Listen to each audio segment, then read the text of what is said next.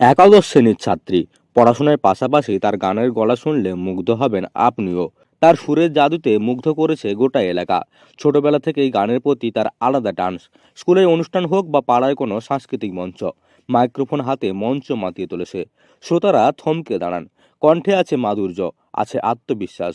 বয়স কম হলেও তার গানে ধরা পড়ে পরিণত শিল্পীর ছাপ। পরিবারের উৎসাহ আর নিজের একাগ্রতাই তাকে এগিয়ে নিয়ে যাচ্ছে প্রতিদিন। পড়াশোনার চাপ থাকলেও গান ছাড়েনি সে কখনো, বরং পড়াশোনার ফাঁকেই চলে রেওয়াজ। গান করি, আমার গানটাই হচ্ছে আমার হবি। মানে গানটা নিয়ে আমি এগাতে চাই। আর তার পাশাপাশি আমি নানা রকম কাজকর্ম করি। স্টেজ প্রোগ্রাম কখনো করেছো? হ্যাঁ, স্টেজ প্রোগ্রাম এখন করছি। কেমন লাগছে? খুবই ভালো লাগছে, দর্শকদের এত উৎসাহ এবং আমাকে এত যে আনন্দ দেয়, আমার সেটা খুবই ভালো লাগে। আচ্ছা, কেন এগুলোকে বেছে নিচ্ছি কি কারণে? আমার ছোট থেকেই স্বপ্ন যেন আমি গান নিয়ে যেন এগাই। গান গাইতে আমার খুব ভালোই লাগে। আমি সারাক্ষণ যাই কাজ করি না কেন, সবসময় আমার মুখ থেকে গানের আওয়াজ শোনা যাবে। পূর্ব মেদিনীপুর জেলায় পটাশপুরের বাসিন্দা মোনালি রায়। এলাকায় তার নাম এখন পরিচিত। কোনো অনুষ্ঠান মানেই আগে মোনালির নাম।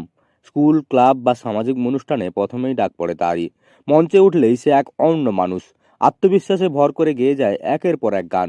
হিন্দি হোক বা বাংলা, আধুনিক হোক বা ক্লাসিক্যাল, সবেতেই সাবলীল। শ্রোতাদের হাততালি থামতে চায় না। জেলার বিভিন্ন জায়গায় অনুষ্ঠান করে ইতিমধ্যেই খ্যাতি অর্জন করেছে সে। বয়স কম হলেও মঞ্চ সামলানোর দক্ষতা চোখে পড়ার মতো। অনেকেই বলে ভবিষ্যতে বড় শিল্পী হওয়ার সব গুণই আছে তার মধ্যে।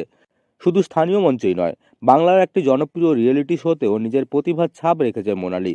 সেই মঞ্চে দাঁড়িয়ে হাজারো প্রতিযোগীর মাঝে নিজেকে প্রমাণ করেছে সে। বিচারকদের প্রশংসা কুড়িয়েছে গানের গলা।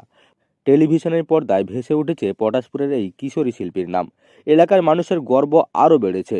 ছোট্ট গ্রাম থেকে উঠে এসে বড় মঞ্চ কাঁপানো সহজ কথা নয়, কিন্তু মোনালি সেটা করে দেখিয়েছে। গান গাওয়ার পাশাপাশি গান লেখাতেও আগ্রহী মোনালি। নিজের লেখা গানে নিজেই সুর দেয় সে। ভাবনা আর সুরের মেলবন্ধনে তৈরি হয় নতুন গান। বয়সটা অল্প, সবেমাত্র একাদশ শ্রেণীতে পড়ে, তবে স্বপ্ন দেখে অনেক বড়। দু চোখে তারার মতো অসংখ্য স্বপ্ন তার।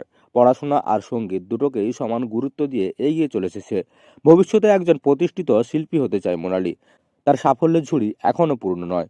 সামনে আরও অনেক পথ। আর সেই পথেই সুরের হাত ধরে এগিয়ে চলেছে পটাশপুরের মোনালি রায়। পূর্ব মেদিনীপুরের পটাশপুর থেকে মদন মাইতির রিপোর্ট, লোকাল 18 বাংলা।